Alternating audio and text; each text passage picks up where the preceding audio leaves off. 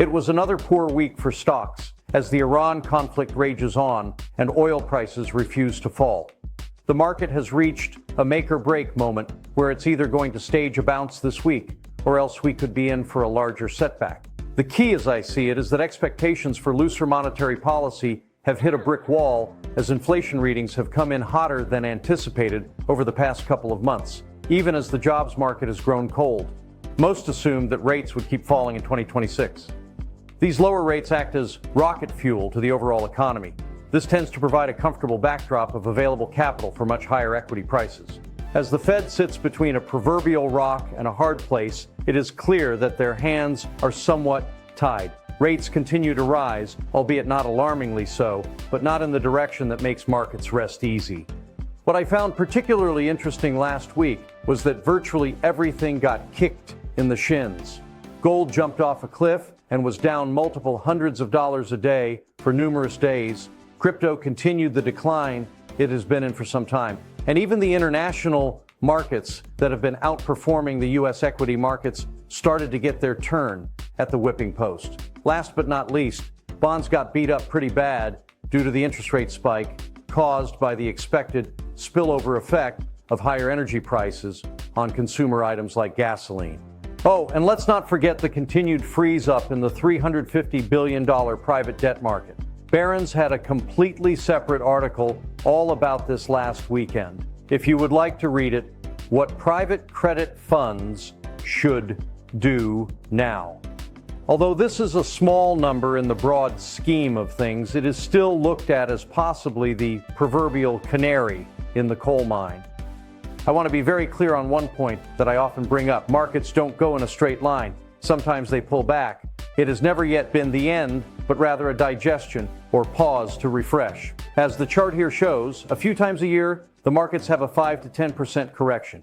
They all happen for various reasons, and this time's reason is very tangible with a war in place and concerns over a bubble in AI and AI infrastructure spending. As can be seen here, this is something that happens regularly. Will this manifest into a 10 to 20% drawdown? I don't expect so, as the economy is still on a very firm footing. Instead, as I mentioned last week, Mr. Market seems to be taking the market group by group out behind the woodshed and giving them a good whooping. At a time like this, when markets have been negative for a number of weeks, investors tend to look for places where the markets could stabilize and then resume their previous advance. I believe we could be getting close to this, and probably some kind of a decrease in the escalation of the conflict in Iran could be the catalyst, but that is not a sure bet. What did start to look like a change could be close was the action of negative measures like the volatility index and the percentage of companies above their 50-day moving average lines. Both of these measures seem to exhibit more positive reversal patterns or ranges. Despite volatility feeling like it's increasing, the volatility index, VIX, did not make a new higher high Friday, even as the SPX broke down. That is usually consistent with a decline getting exhausted. Both intermediate and short-term breadth readings have also recently dropped into what is typically bottoming territory, with only 21% of New York Stock Exchange operating companies above the 50-day moving average now. The only time that measure has been lower in the past couple of years was last April during the tariff tussle. Once again, this combination of factors does not guarantee a low will occur immediately, but sets the stage for one. See the chart here of the companies above their 50-day moving average line. You can see just to the left where they went down to at the height of the hysteria during the tariff tussle. So, like I have been writing about the last few weeks, and as I went into great detail in the special report on war a couple of Fridays ago, if you didn't read it, the link is in the video description below. I agree that there really isn't an obvious reason to step in and want to buy right now. I also prefer to be a bit late to the buy until I feel comfortable that there was a possible durable low. Upside reversals in recent years have been so violent, however, that it is worth being vigilant, since one social media post could change the balance. It does seem that all eyes and ears remain on the Iran war and oil prices. President Trump and Israeli Prime Minister Benjamin Netanyahu continue to contradict themselves from day to day.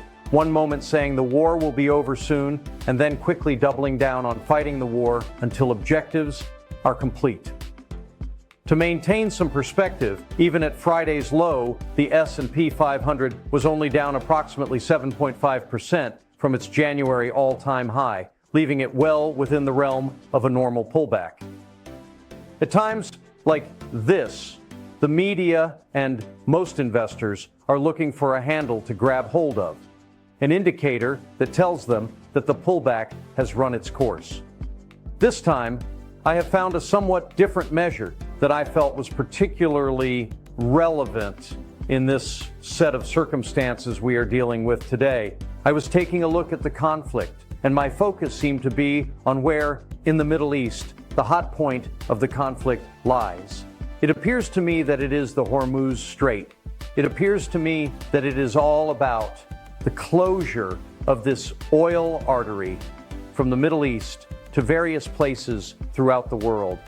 The issue is the ships and tankers that can't go through there without fear of being blown up. So I called upon an old friend of mine who has an affinity for shipping stocks.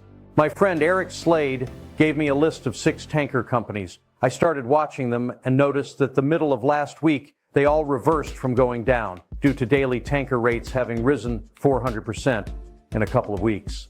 Had all of the sudden stopped going down.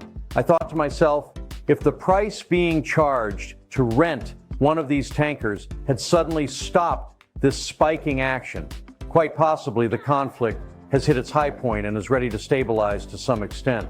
This is not science, but rather art in recognizing something rather esoteric that could be the canary in this coal mine. Now, for just one last moment, I wanted to touch on the economy.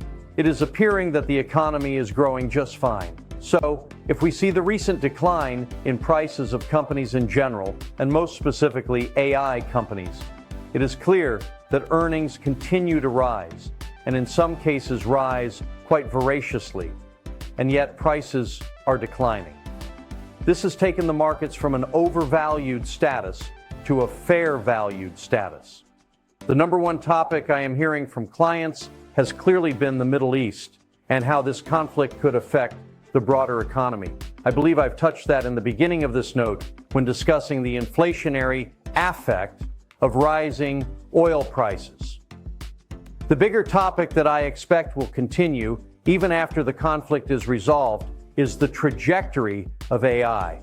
That is true regarding both the trajectory of investment spending and corporate adoption and the eventual productivity benefits.